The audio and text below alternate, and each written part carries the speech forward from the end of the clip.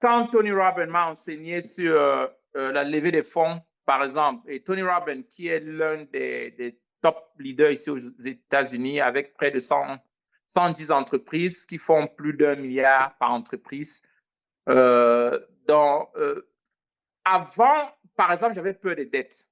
Quand on Non, parle souvent de Tony Robbins, les personnes, ils sont seulement en mode développement personnel. C'est un vrai businessman.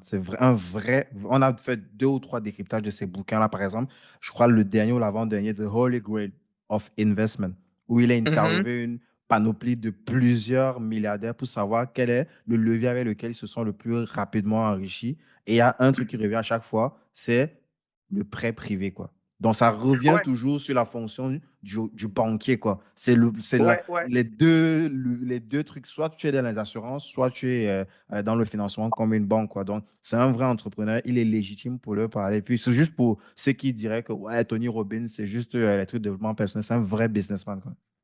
Non, mais il n'y a pas deux, parce que je pense que ce que j'ai appris de Tony Robbins aujourd'hui, ça a bouleversé, ça a changé ma vie. Comme je te dis, j'avais peur des dettes. Quand on disait dette, je disais non. Mais aujourd'hui, ma mission, c'est de prêter. C'est de prêter, prêter, prêter, prêter, prêter, prêter. L'autre jour, j'étais en train de regarder les dettes. Nous sommes, nous sommes un peu plus de 200 millions de dollars. Plus de 200 millions de dollars de dettes. Et Tu dors bien la nuit? non, mais je suis fâché, c'est pas assez. Je devrais J'adore. être à 5 milliards de dollars de dettes. 200 millions, c'est rien. Parce que la réalité, c'est que si tu as prêté 200 millions et ça t'a donné 600 millions, tu vois que c'est une bonne chose. Bien sûr, c'est une bonne dette. Aujourd'hui, je peux me lever, je vends tous mes notes. Ça veut dire que je vends tous mes dettes. D'ailleurs, il y en a qui veulent acheter mes dettes. Parce que tu prêtes 200 millions, tu produis 600 millions. Tu prêtes 1 milliard, tu produis 2 ou 3 milliards. La réalité, c'est ça. Il n'y a personne dans la vie qui a développé la richesse sans prêter. Les banques sont des premiers prêteurs. Tout le monde prête pour faire de l'argent. Mais en réalité, tu ne dois pas prêter pour consommer. Mais tu prêtes pour acheter ce qui doit te produire plus que ce que tu as prêté à tout moment. Complètement. Si j'emprunte 1 milliard, 1 million de dollars chez toi, j'achète les voitures, je fais une flotte des voitures que je revends. Et je revends les voitures, par exemple, ou je donne les mêmes voitures à crédit à 1,5 million. Tu vois que je viens de créer un 500 000. demi-million de richesse juste en prêtant les 1 million. Donc, ça doit d'abord être le mindset de celui qui veut faire de l'argent avec les dettes. On ne prête pas pour aller acheter des habits. Sauf si tu es dans la sécurité. Sauf si c'est ça le levier que tu dois utiliser Ouais, sauf pour si c'est ton gagner. business, quoi. Ouais. Oui, sauf si c'est ton business.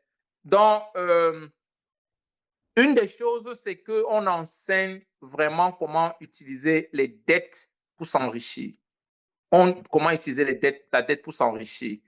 Tu l'as si bien dit, l'assureur, il est banquier, tous ceux qui gèrent les gros portfolios, ils sont des banquiers. Euh, Aujourd'hui, quand tu regardes beaucoup de domaines de business, ils rentrent dans le système bancaire, que ce soit banque privée, que ce soit fonds d'investissement, tu vois, toujours banque, banque, banque, banque. Et Ouais. quand on parle de banque, on parle des prêts. Et la différence maintenant, c'est que, OK, comment est-ce que je fais pour m'en sortir par rapport aux prêts que je suis en train de gérer? Je vais te raconter une petite histoire. J'ai un de mes clients il est camerounais d'ailleurs. Il a fait des achats ici chez nous. Il a lancé une ferme. Il a pris 50 hectares pour lancer une ferme. Et il a pris 50 hectares à crédit. Et sur les 50 hectares, je ne sais même pas s'il a versé jusqu'à 50 000 dollars. Comment on fait 5 000 dollars par hectare et puis le reste, peut-être quelque chose comme ça. Mais il Mhm. a fait le business plan. Et dans le business plan, ces 50 hectares a été évalué déjà. Et les 50 hectares l'ont permis de prendre le crédit auprès d'une banque locale ici. il est en train il s'est jeté, il s'est lancé dans l'élevage. Donc, de prendre le crédit.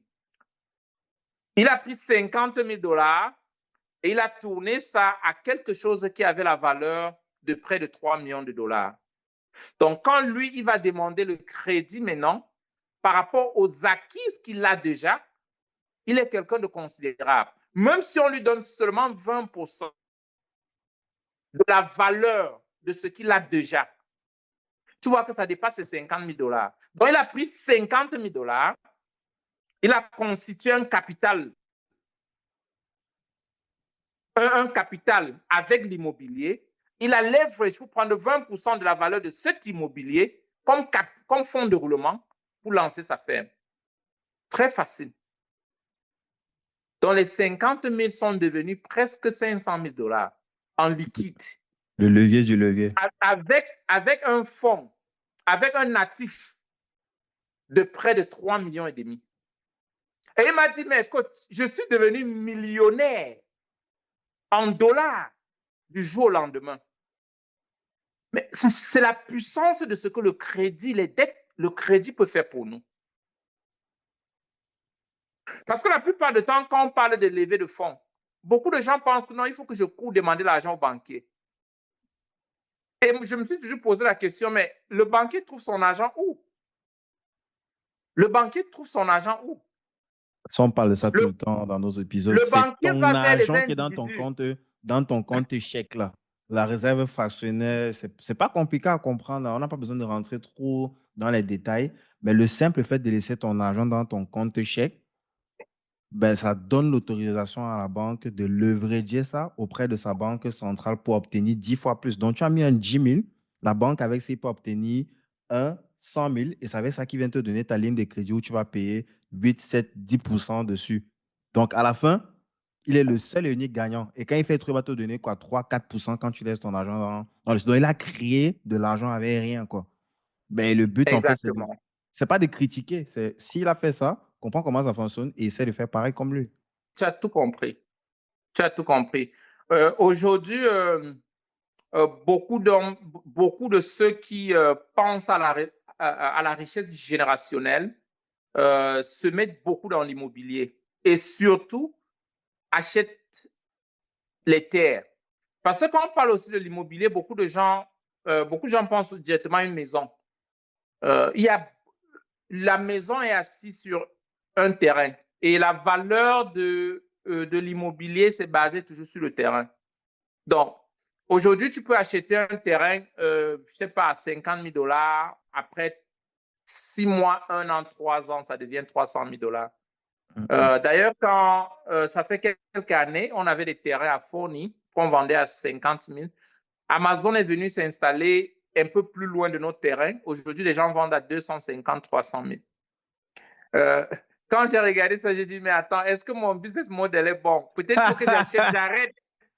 Parce que Par c'était contre, tu presque as permis à plein de 270 personnes de saisir hectares. des Ça opportunités. allait me donner, oh wow, ça allait me donner presque un 60 millions gratuit, juste comme ça. Mais la réalité, c'est que